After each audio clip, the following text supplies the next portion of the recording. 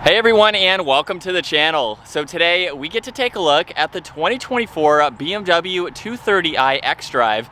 Huge shout out to Hendrick BMW Northlake for providing this sports car for me today. Take a look at their website, that link is down in the description. This 230 is finished off in Alpine White. MSRP is just over $50,000. Now this is powered by the 2-liter twin power turbo inline 4-cylinder. It's paired to the 8-speed automatic, pumping out 255 horsepower, 295 pound-feet of torque. That power sent through the xDrive all-wheel drive system, propelling this 3,500-pound sports car from 0 to 60 in 5.5 seconds. It has a top speed of 130 miles an hour. It also has a fuel capacity of 13.7 gallons.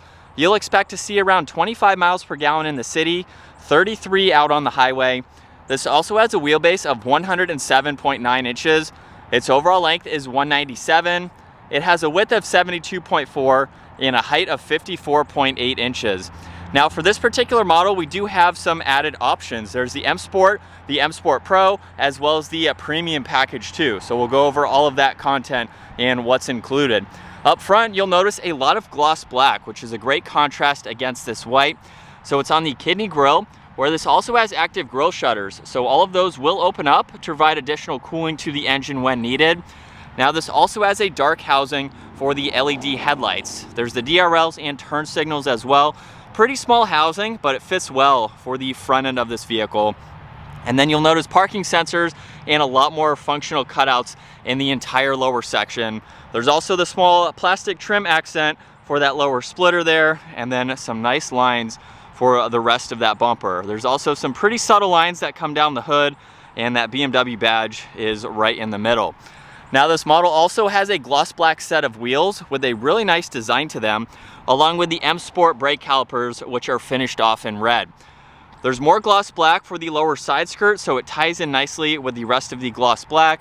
And there's even some gloss black for the lower section of the mirrors. Turn signal runs right through that.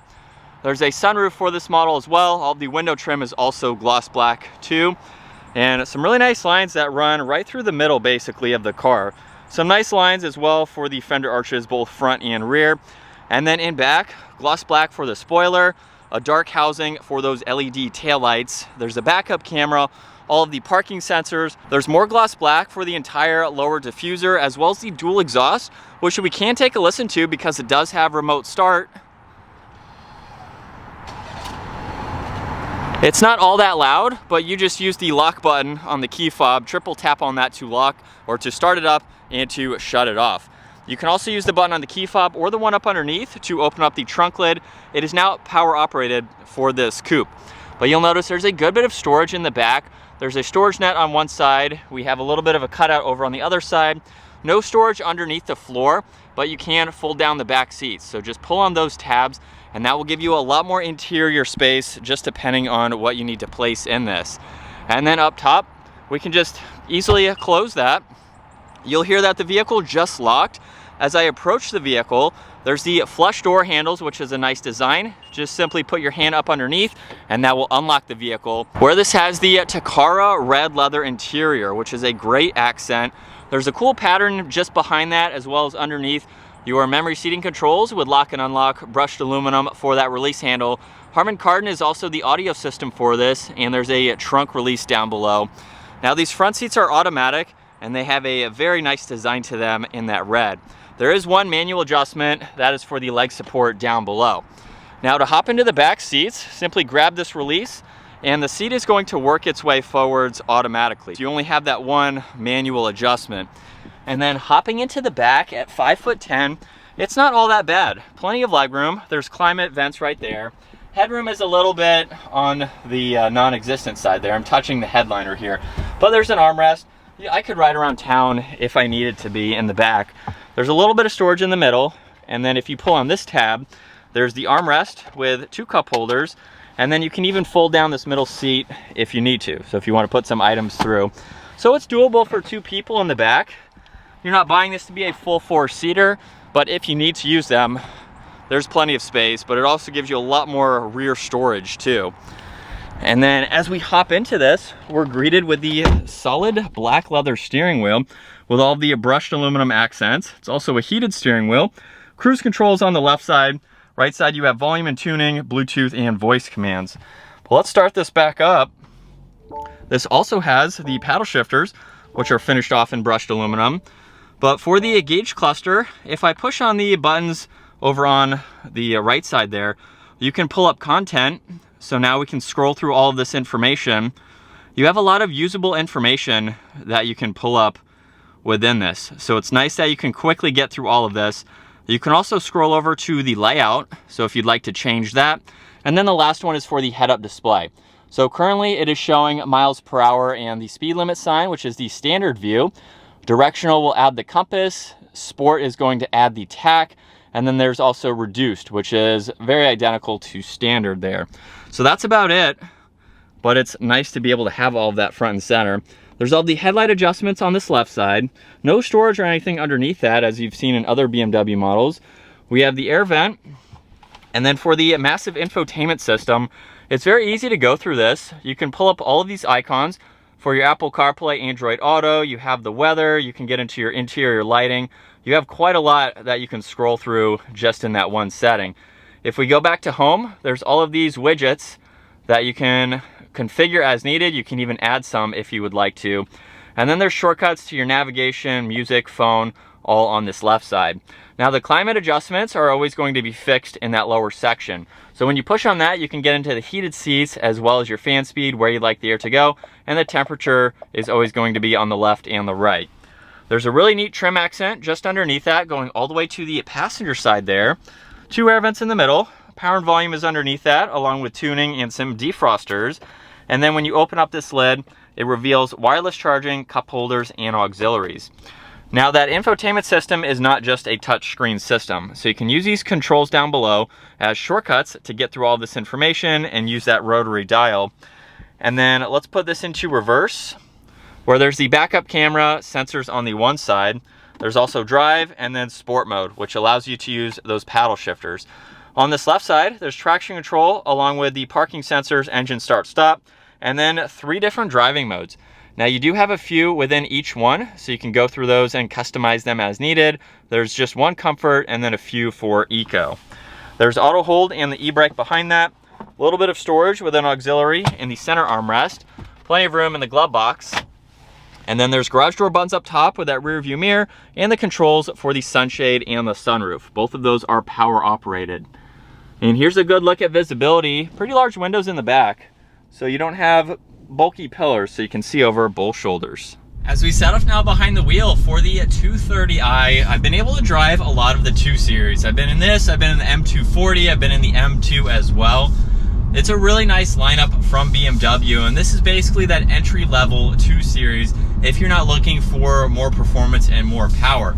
But with that being said, you can still get this 230 with some of those performance characteristics. We have the M Sport, M2 Pro package for this model, so we have the upgraded brakes. We also get some of the exterior cosmetics, cooler looking front bumper. So there's some cosmetics, but there's also some performance for this as well. Now, if we put this into sport mode and we use the paddle shifters now, it's a little bit of a slick conditions today, but we have that xDrive all-wheel drive system to give us some more grip. So that way you can drive it in weather like this and have the grip that you need. And it took that turn very nicely, just going at a normal rate of speed. It's a really solid sports car to drive. So if you don't want some of that higher performance, you want the looks of a sports car, but you want something that, this is going to be a great daily driver. It's super comfortable. I've been able to drive quite a lot of them so far. So it's comfortable, it's smooth, it's well refined. For the price tag too, you can get a really nice BMW sports car for not a whole lot of money. It's still 50 grand, but when you look at other vehicles, other sports cars, you know, it's about the same, even a little less than some other brands. And you get a really comfortable seat too. You get the paddle shifters, which are very responsive too. There's no manual transmission option for the 230. You'd have to bump up to the M2 if you wanted the manual, but again, if you're getting that, you want that added performance. But even with trucks passing, it's what you'd expect as far as road noise, wind noise goes. So I wouldn't have any issues with this daily driving it. And it still gives you a good bit of practicality as well. So you have a good bit of interior space and storage if you need to use it. You also have the different driving modes as well, which is basically just going to modulate the throttle response. So I've been in sport mode this whole time just to have a little bit more of that throttle input, which is nice. So again, just depending on how you're driving the vehicle. It's also very quiet too. This is not a vehicle you are going to buy for the sound. You get a little bit there. There's also the iconic sounds, which you can turn on. I currently have that on at the moment. So there is going to be some fake exhaust noise pumped in when you have that on. And of course you can shut it off if that's not for you. And still in sport mode, second gear, here we go. The shifts are very, very smooth as well. For the upshifts and the downshifts, you really don't feel them. So very quick to use if and when you need to use them. You don't have to, which is nice for this model, but it just adds a little bit more sporty of a drive for a coupe like this. But this is what it's like to be behind the wheel for the 230i. Really nice layout, not a whole lot of buttons to go through either. A lot of it is incorporated into that screen with a few in the lower section, but I think it gives it a really nice dash look, especially with the size of that screen. And again, this would make for a great daily driver just with how comfortable and refined it is. You have plenty of room down at your feet here, along with the dead pedal on the far left.